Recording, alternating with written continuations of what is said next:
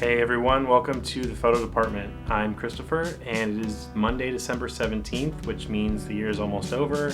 In only 4.5 months, it'll be 2 years of the photo department, which is really exciting. It's been a lot that happened in my life since I started this channel, and I started this channel with very different expectations of how it would go, but it's been really great and really fun. I've met a ton of really amazing people through this channel, which I never really expected to happen. So thank you for everyone who has stuck by me this whole time. Thank you for the new subscribers who are just joining us.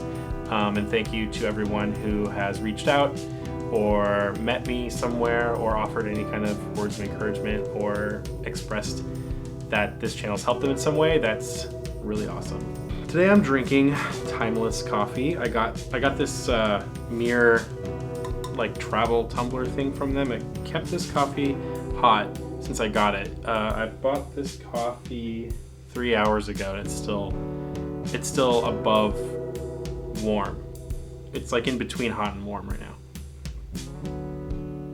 No, I'd call that hot. It's still hot. Anyway, what is the best camera for photography? Now, this has been asked a million times by a million people, and when I started this channel, I wanted to kind of avoid that argument right off the bat. One of the first videos I made was actually about finding the right camera for you as a beginner, and I tried to kind of squash that whole like what's the best camera argument like right there. But sometimes this point needs to be driven in very specifically and very concise. Some of you might know that I've been shooting for about 16 years, which is literally half of my life. So I've shot with hundreds of different cameras, film and digital. I have been able to work as a professional in the food, fashion, and e-commerce fields as a photographer, mostly using digital, but a lot of the times using film as well. So I've been able to see how different cameras work and feel and what they're like in those different environments professionally and for personal work. And so I have a pretty unique perspective, I would say, as to which camera might be the best all-around camera for photography. Clearly, we're in an era right now where DSLRs are no longer the king of professional photography. All the big camera makers, including Sony, Fuji, Canon, Nikon, have all made amazing mirrorless cameras that are no doubt professional level and are used by professionals on a daily basis, including myself. I shoot with a Fuji X Pro 2, as everyone knows. That being said, before DSLRs came along, the big medium format SLR cameras were pretty much the end-all be-all for commercial photography. So a lot has changed as far as like professional cameras go, and a lot has changed as far as the capability of most cameras. We also live in an era where almost every camera that comes out, and speaking of digital cameras now, they're all very capable. There is not a single camera on the market currently that you could hand me that I would absolutely fail at using or not be able to use it professionally. I could use any current production digital camera professionally with better than adequate results for sure, because we've gotten to a point where sensor technology has plateaued a bit and autofocus is all in the ballpark of what is acceptable for professional work. Features are all up there, so you really do have the best selection of options right now for the best camera than you ever in the history of photography. What of those cameras is the best camera?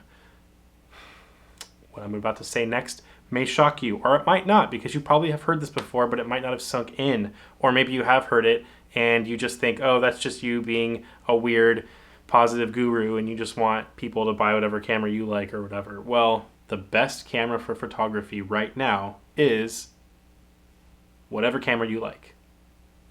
That's literally it. There is no best camera for photography because there are so many options and they all have their own little niche, or they all cover the same area in different overlapping circles. Like, it's just, there's no real solution for anything. If you do something very particular, like if you're like a macro photographer and you need like a very specific type of lens or a specific type of camera that does a specific type of feature, sure, okay, that's the best photography tool for you, whatever, that's the best camera for you. But chances are, if you're into photography and you're watching this channel, you're probably not a very specialized photographer, and any current camera in the last 10 years, 5 years, that's on the market right now will suit you just fine. You just got to figure out what you like personally. A good example is when the Nikon D810 came out. It was one of the best spec DSLRs professionals could use at that time. It was very expensive. I think it was like $4,000 for the body, something like that. People freaked out over it. It had all these great features. It was super fast, super high res images, really sharp. It was a top choice for a lot of professionals at the time. I got to play with one for a little while and make some images and see how I liked it. And it was as good as they claimed it was. It made amazing images. It was very fast.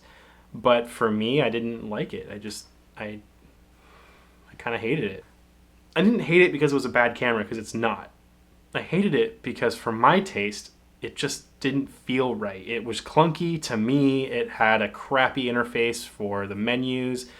I don't like the button placement. I hate the way it looks. It looks like a tool you'll find on like a construction site. It doesn't look like a camera to me. It just looked like a machine. It didn't look right. I don't know. There's a lot of factors to it. And then the images were really sharp. And for some things it's great, but they were like really sharp, like too sharp for my taste at least. You know, I do a lot of portraits. I do a lot of soft product photography. And for that purpose, I don't really need the sharpest sensor or files. I need just good detail, but not like molecularly. Since that camera didn't appeal to me in so many ways, I wasn't going to be able to use it to its full potential because it's not going to inspire me to take images. Unlike the camera I ended up with, which is the Fuji X Pro 2, when I first saw that camera, before I even touched one, it appealed to me on like a ton of levels. Aesthetically, it was very utilitarian in its features and the ergonomics, and that was immediately something that I was drawn to. And then when I finally got to play with one, all of the things that I was hoping it would be came true. It was very easy to use. It felt good in my hands. It was small and lightweight, but still like hefty enough to feel like a real tool. And then I finally bought one, and I've been using it for the last 2.5 years or however long.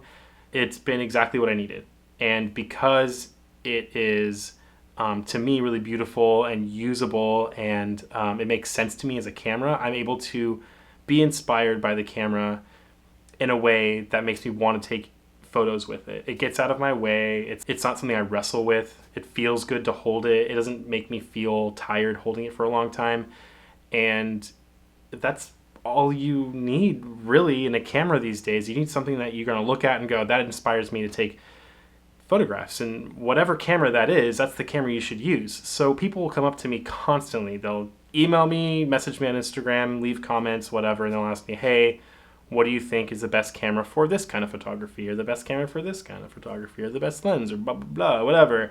And I'm here to tell you that the ultimate actual answer is to go out and try different cameras, and whichever one feels the best to you and makes you feel like you want to go out and take photographs with it, that's the best camera. Because there is no best camera. Every company is going to constantly fight for the best specs and the best sensor and the best ergonomics forever and ever and ever. Every single camera company, no one is better. They're all corporations that want to make money, and so they're going to do their best to make the best, most sexy whatever camera that the professionals are going to want to buy. But it's not up to them. It's up to you in the end of it, everything. If the camera doesn't inspire you, you're not going to make good images with it. So that being said, stop worrying about gear. Stop worrying about what camera to buy. Stop worrying about what lenses. All that stuff will fall into place if you go out there and start making images. So I think that's enough rambling from me. Basically, the whole point is if you want the best camera, you go find the camera that inspires you to take images, and you use that camera to take images. And then if you need more features later on, if you need some crazy wild fast autofocus or some super insane burst speeds for sports or something, or if you need some kind of weird lens that only one system has, like sure, yeah, specialized, absolutely, go ahead, go find what you need. But in the meantime, when you are just getting into photography or you just want to get out there and make good photos, find a camera that really appeals to you and use that camera to death until it breaks. Get to know that camera from the inside out, get to know how to repair it if you can. Then you'll learn everything you really need, because once you have the camera that inspires you, once you can get out of the way of worrying about the gear, once you can put that aside and be like, I have the camera, that part's set, then you could learn all about what lighting you need, the composition you want, what you need to actually do to make the images that you want to make. You can focus on that when you don't have to worry about the actual machinery, the thing that you need to take the image. That's it. You're good. We did it. I'm gonna cut a lot out of this video because it's very long. As usual, you can find me on Instagram at Christopher Sturm on Instagram.